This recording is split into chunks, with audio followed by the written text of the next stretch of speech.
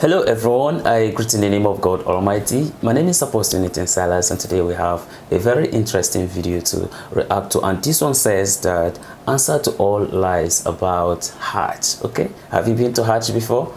Okay, I believe that one will be, you understand, for the Muslim, which happens to be one of the pillars of Islam, that is traveling to the Hajj, you understand, to come and experience the place in which Abraham and his two children, Isaac and Ishmael, actually worship at. I believe that this is going to be a very interesting video, but then it seems like there are some things that people say, in a sense, concerning the Hajj that is not true. So that result to the believer, in a sense, making this video to clarify that. So I believe that it's going to be a very interesting one and a very educative. That's why I try to share this with you. So I hope that we all can learn from this. So if today happens to be the first time of you checking out my channel, don't forget to subscribe to my channel and follow me on my Facebook and Instagram. And if you have any video you want me to react to, don't forget to drop it in the comment section and I'm going to check it out. So guys, before we get on to the video, I'm a theologian and I make this video not to discredit anyone's religion.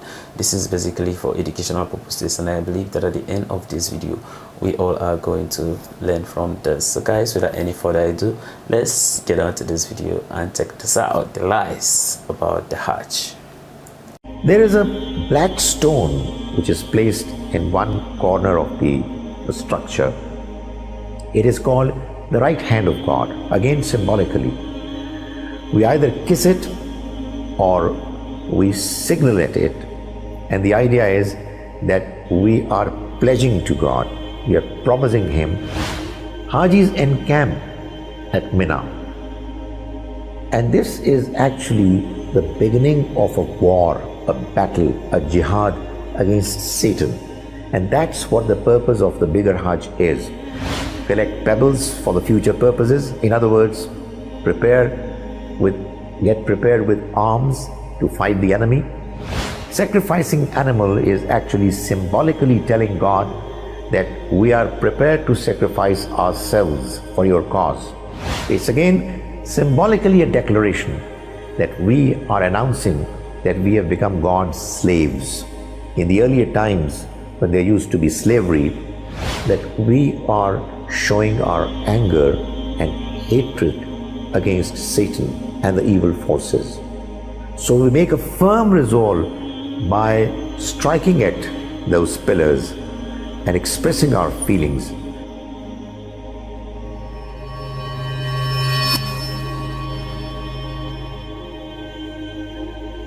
The question that arises is that what's happening?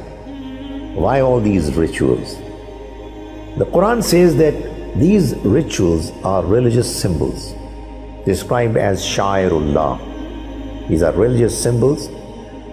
God has decided that they should be done, followed, experienced, and each one of them has a definite meaning behind them. If one is to do Hajj, bigger or smaller, one ought to know what are the real meanings, what is the real spirit behind these rituals, or else the whole exercise is going to be a mere formality and the real purpose of Hajj will not be properly achieved. So let's find out what these different Sha'ir, religious symbols, mean. Ihram is the first religious symbol. The two pieces of cloth that the men pilgrims put on are actually similar to the two pieces of cloth which cover the dead body of a believer who is ultimately taken to the grave. The idea is that when we leave for Hajj, we are reminded of the fact that we are now cutting off our ties temporarily with this world. The worldly life is on our back and we are devoted to God, remembering Him and doing whatever He has desired us to do. Then the Haji starts doing zikr, chanting the talbiyah. These are some formal words which mean labbaik, Allahumma labbaik. We are here, O God, we are here. Innal hamda wan ni'mata laka wal mulk. Indeed, all praise, all expressions of thank, and the entire kingdom belongs to you, and we are here. Innal hamda wan ni'mata laka wal mulk la sharika lak. There is no one who partners with you.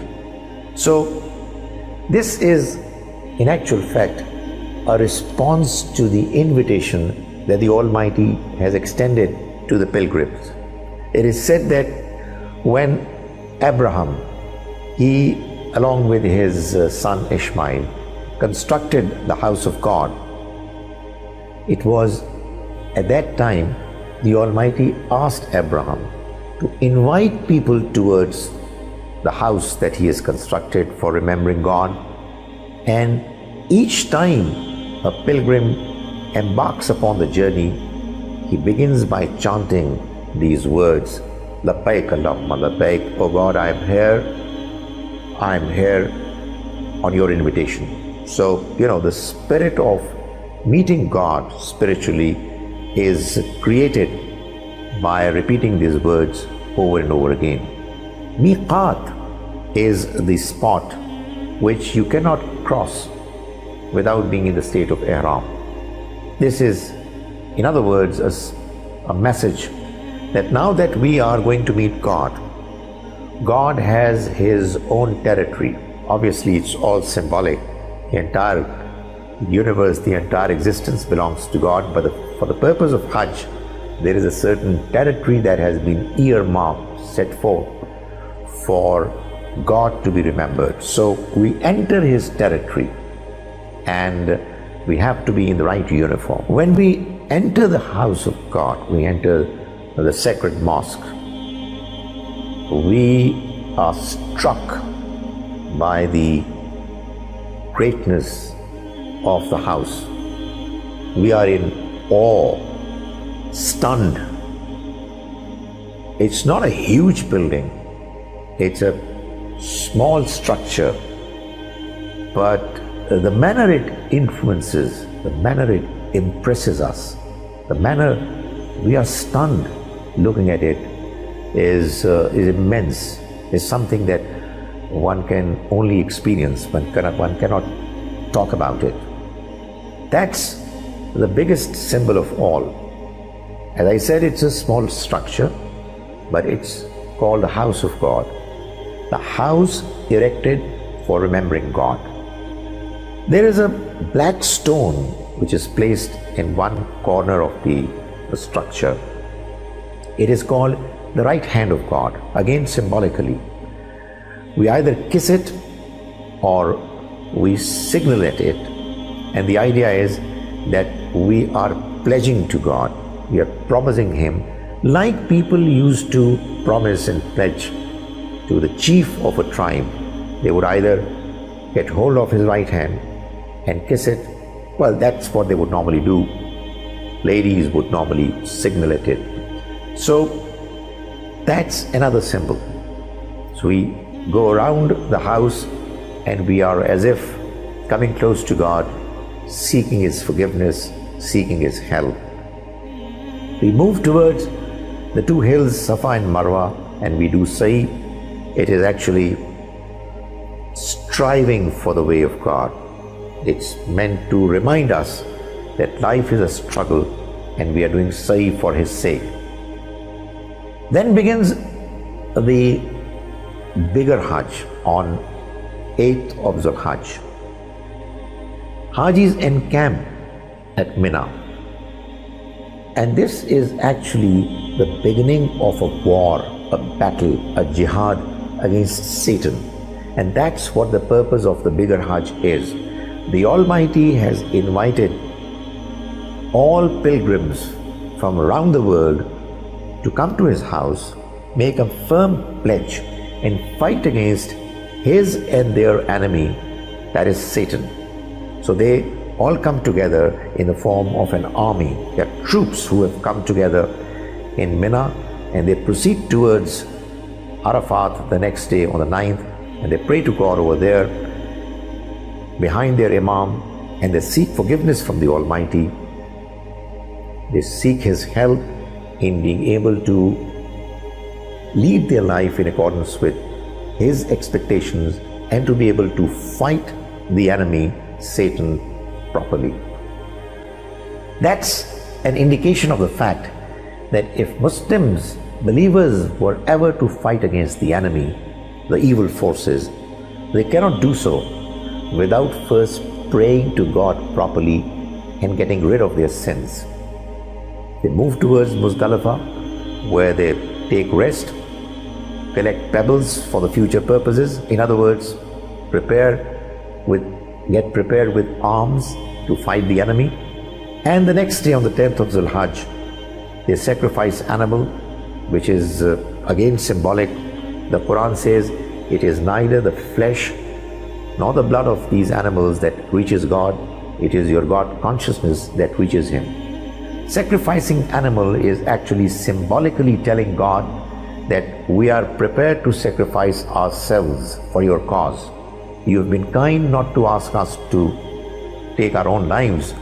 So symbolically we are telling you that here is this animal that we have sacrificed for you.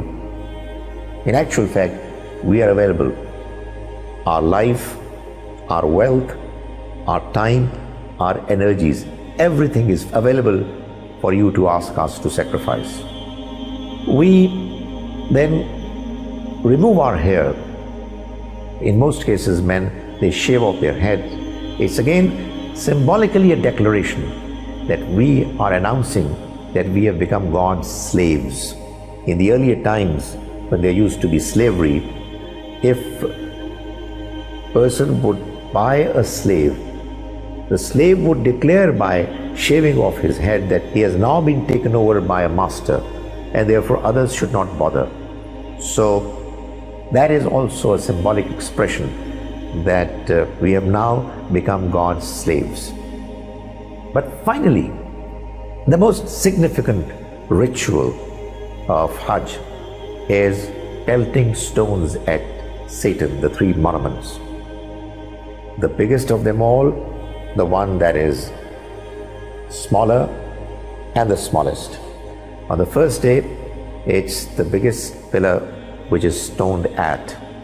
And then the next 11th, 12th, and if one was to stay on for the 13th, that is a voluntary exercise that one can do, on the 13th as well.